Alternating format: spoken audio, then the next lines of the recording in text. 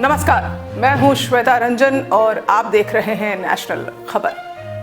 जितनी तेजी से देश में कोरोना का प्रकोप पांव फैला रहा है, उतनी ही तेजी से आपराधिक और सियासी हथकंडे भी आजमाए जा रहे हैं। बिहार में सियासी पारा गर्म है तो महाराष्ट्र और पश्चिम बंगाल में भी राजनीतिक रंग बदलता दिख रहा है। अब देखिए ना, अभिनेता सुशांत सिंह राजपूत का मामला पहले मुंबई, फिर बिहार और अब पश्चिम बंगाल तक पहुंच गया है। बहुत ही गरमाया हुआ है। बंगाल की राजनीति में अभिनेता सुशांत सिंह राजपूत की प्रेमिका रिया चक्रवर्ती की एंट्री तो उसी दिन हो गई थी जिस दिन कांग्रेस सांसद अधीर रंजन चौधरी ने पार्टी के प्रदेश अध्यक्ष का कार्यभार संभाला। एक और जहां अधीर रंजन चौधरी ने बंगाली कार्ड खेला, रिया को बंगाल की बेटी कहा, तो तृणमूल ने भी बंगाली अस्मिता का हवाला देते हुए कहा कि अभिनेत्री रिया चक्रवर्ती के खिलाफ अभियान ने इस बात को साबित कर दिया है कि भाजपा बंगालियों को आसान निशाना बनाती है। अगले साल बंगाल में विधानसभा चुनाव है, तो जाहिर है मुद्दों की तलाश शुरू हो गई है। बंगाली अस्मिता का मुद्दा पहले से ही उभर रहा था और अब तो उसमें रिया का मामला भी जुड़ गया है।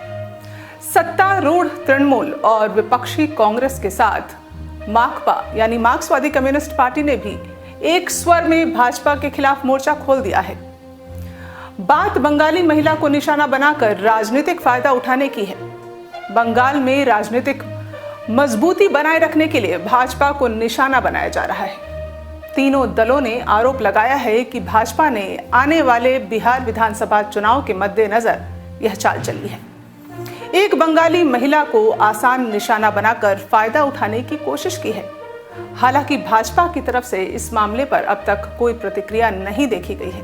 तृणमूल कांग्रेस के सांसद और राष्ट्रीय प्रवक्ता सौगत राय ने यहां तक कह डाला, मुझे लगता है क्योंकि तृणमूल कांग्रेस के सांसद और राष्ट्रीय प्रवक्ता सौगत राय ने यहां तक कह डाला, मुझे लगता है कि क्योंकि रिया एक बंगाली है, अदालत में दोषी साबित होने से पहले ही वह शोषित है। दुष्प्रचार अभियान एक बार फिर से बंगालियों के प्रति भाजपा की घृणा साबित करता है।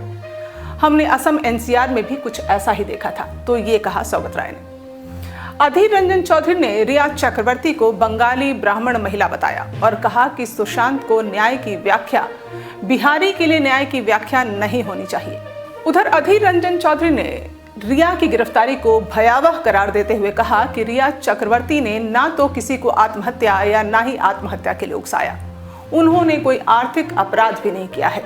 उसे एनडीपीएस यानी नारकोटिक्स एक्ट के तहत गिरफ्तार किया गया है, वह भी राजनीतिक आकाओं को खुश करने के लिए।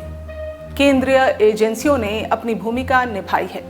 समुद्र मंथन के बाद उन्होंने अमृत के बजाय ड्रग्स की खोज की है। तो इस तरह के बयान सामने आ रहे हैं हर ओर से, क्योंकि राजनीतिक माहौल जो है अब देश में गर्माता जा रहा है।